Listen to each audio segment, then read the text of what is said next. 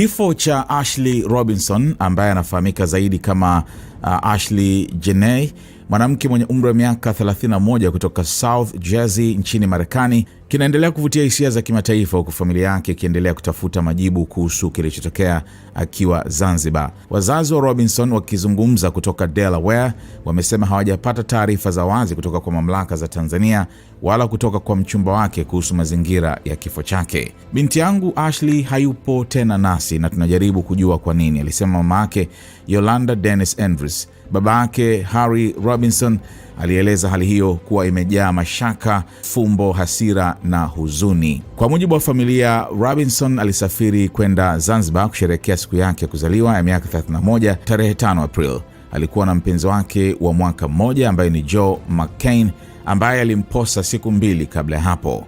Alikuwa anaanza sura mpya ya maisha yake, mama yake amesema katika mahojiano na Action News, hii ni channel pia ya ABC, akiongeza kuwa Robinson alikuwa akiwasiliana mara kwa mara na familia yake kupitia simu za video akionyesha matukio ya safari yake. Hata hivyo, chini ya wiki moja baadaye, tukio hilo liligeuka kuwa msiba. April 8, Robinson alimwambia mama yake kuwa yeye na mchumba wake walikuwa wamegombana na kuhamishiwa vyumba tofauti na uongozi wa hoteli.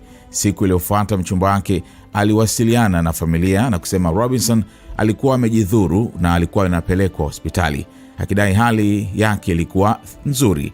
Lakini saa chache baadaye familia yake ilipokea taarifa kutoka hotelini akiwa amefariki dunia. Ripoti ya kitabibu ilibainisha kuwepo kwa alama isiyojulikana shingoni mwa Robinson. Kwa mujibu wa ripoti hiyo, mchumba wake aliwaambia wahudumu wa afya kuwa alimkuta akiwa amejinyonga kwenye mlango.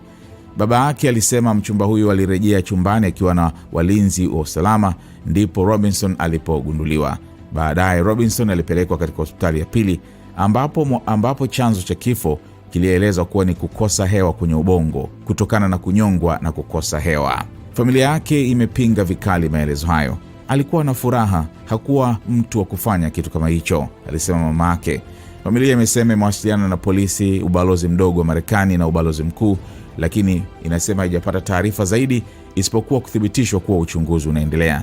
Pia wameomba kupatiwa video za kamera za ulinzi kutoka hotelini. "Alipendwa, hata achwa wala kusahaulika," alisema mama yake.